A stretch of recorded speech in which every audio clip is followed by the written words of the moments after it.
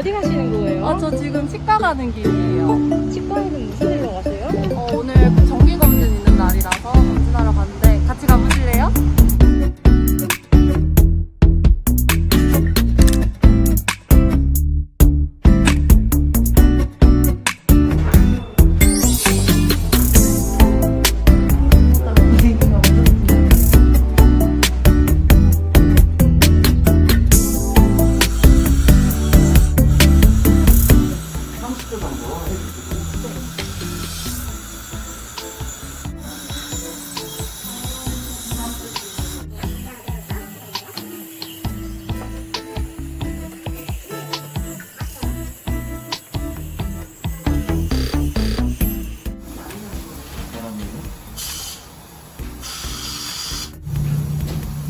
다리를 옮겨서 엑스레이 한번 찍어보겠습니다.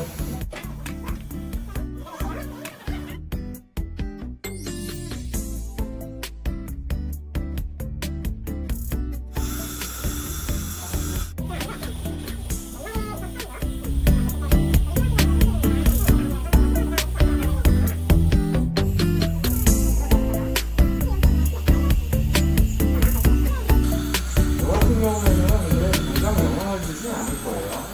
분명히 만성이기 때문에 조금씩 자라는데 어느 순간 이게 사이즈가 넘어가거나 컨디션이 나빠지거나 그러면 통증이 일어날 수도 있고요.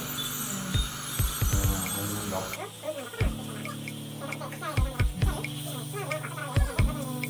지금은 보시다시피 이 사람들이 누워 안에 숨어져 있는데 아마 안 올라오죠.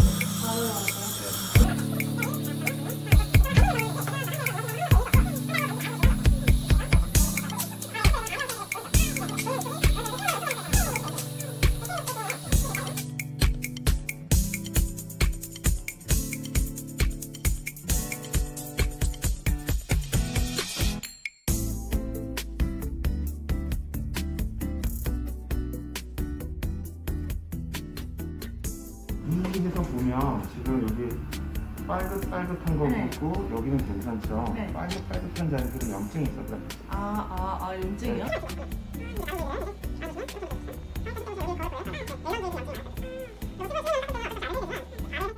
발을 한 채로 그대로 있어도 돼요. 이 상태로 양치하면 추스름과 이렇게 걸리죠. 턱에 걸리는 느낌 나죠?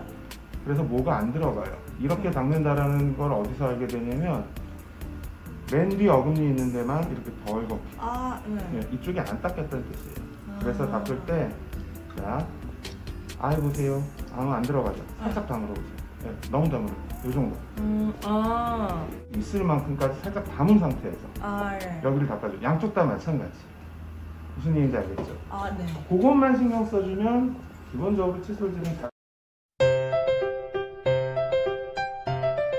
정기검진에 대해서 저희가 질문 드릴게요. 네. 첫 번째는 치과에서 6개월에 한 번씩 정기검진을 받으라는데 아무런 불편함이 없는데도 정기검진을 받아야 하는지 물어보신 분이 계셨어요. 무엇인가 불편함이 생겼다라는 거는 좀 늦을 수도 있다라는 뜻이잖아요. 그러니까 예방접종이라는 것도 아프기 전에 하는 거잖아요. 그 차원으로 이해를 하는 게 맞죠. 그러니까 현대의학의 추세가 그렇잖아요. 그렇죠. 질환을 치료하는 건 어쩔 수 없지만 질환이 발생하기 전에 선제적으로 해서 치료 기간, 치료 비용, 노력 등을 줄이겠다는 거잖아요. 치과에서 뭐 일반적으로 보는 건 뭐 잇몸의 상태라든가 충치 여부라든가 이제 그 두 가지가 가장 주되게 되는 부분이라고 할 수 있죠. 그러면 두 번째 질문 드릴게요. 네. 사람이나 연령별로 예를 들어서 임산부나 어린아이나 노인 이렇게 연령별로 정기검진 시기가 혹시 다른 부분이 있나요? 관례적으로 6개월 정도면 문제가 있었을 경우에 크게 질환으로 넘어가지는 않을 수도 있고 그런 기준 정도가 되기 때문에 6개월 정도를 권해요. 근데 지금 여기 뭐 예를 들어서 임산부나 어린아이, 노인이나 그럴 경우에는 조금 달라질 수가 있어요. 이 6개월이라면 보통 건강한 성인에게라는 기준으로 우리가 정하는데 임산부 같은 경우에는 아이를 가짐으로써 호르몬 밸런스가 달라지고 그럼으로써 뭐 구강 내 상태가 또 아이를 가지면 피곤하고 하니까 구강 건강이라든가 이런 거에 좀 소홀해질 수 있거든요. 그래서 보통은 주기를 6개월보다 조금 짧게 하는 경우들도 있고 이게 사람마다 달라요. 부지런하신 분들은 뭐 안 하셔도 되지만 통상적으로 그리고 저희 병원 같은 경우 어린아이 같은 경우에는 한 3개월에 한 번 정도를 권유를 드려요.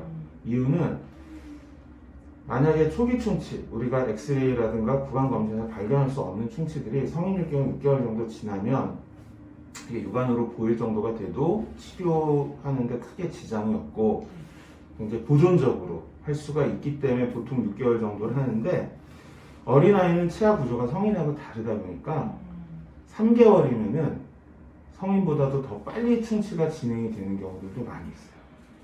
그래서 아이들 같은 경우에 조금 더 짧게 잡아주기도 하고 그 다음에 또 어떤 아이냐에 따라 다르겠지만 이거 흔들리는지 미리 빼줘야 될지 뭐 이런 것 때문에라도 조금 줄을 짧게 하고 노인분들 같은 경우도 그러한 이유로 좀 짧게 하는 경우들도 있고 그렇긴 한데 꼭 뭐 임산부 어린아이 요거보다는 이제 개인 구강 관리가 얼마나 잘 되느냐가 더 사실 핵심이라고 볼 수 있겠죠.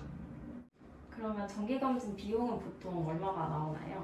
보통 정기검진 같은 경우에는 건강보험공단에서 보험의 혜택을 받으실 수 있는 분들은 그러니까 육안으로만 검진을 하고 상담만 할 경우에는 대략 한 4, 5천 원 정도 나오고요.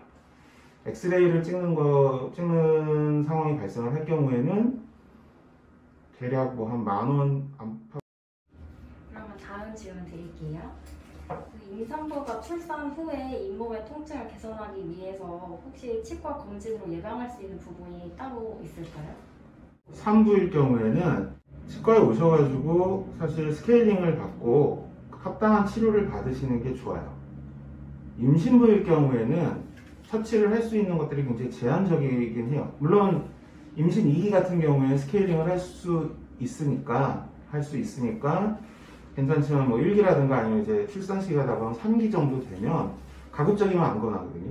근데 산부일 경우에는 이미 나왔을 경우에는 만약에 뭐 모유수유를 한다라던가 그럴 경우에는 치료 내용에 따라서 착유를 해놓고 치료를 받는다던가 왜냐면 치과에서 쓰는 약품이라든가 이런 것들이 대사가 돼서 이제 모유에 영향을 주지 않을 시기 정도까지 뭐 이렇게 해가지고 조치를 하는 게 좋기 때문에 예방으로 할 수 있는 부분은 다 동일합니다. 양치 잘하고 치실 쓰고 뭐 필요하면 치간칫솔 쓰고 그다음에 뭐 개인적으로는 각을 하는 거를 비교적 추천을 드리는데 임신부나 임산부 같은 경우는 이제 좀 각을 쓰는 거에 좀 꺼려하시는 분들도 있어요. 그래서 저희 환자분들 중에 소금물로 본인들이 하시는 분들도 있는데 개인적으로는 굉장히 현명하다고 생각을 해요. 안 하는 것보다는 훨씬 나으니까 하시는 게 낫다고 보죠.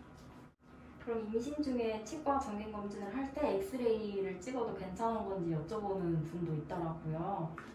가급적 안 찍는 게 좋습니다.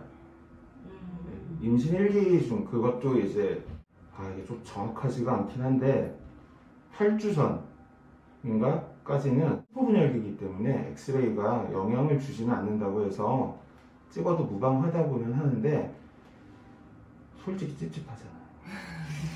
솔직히 얘기해서. 네.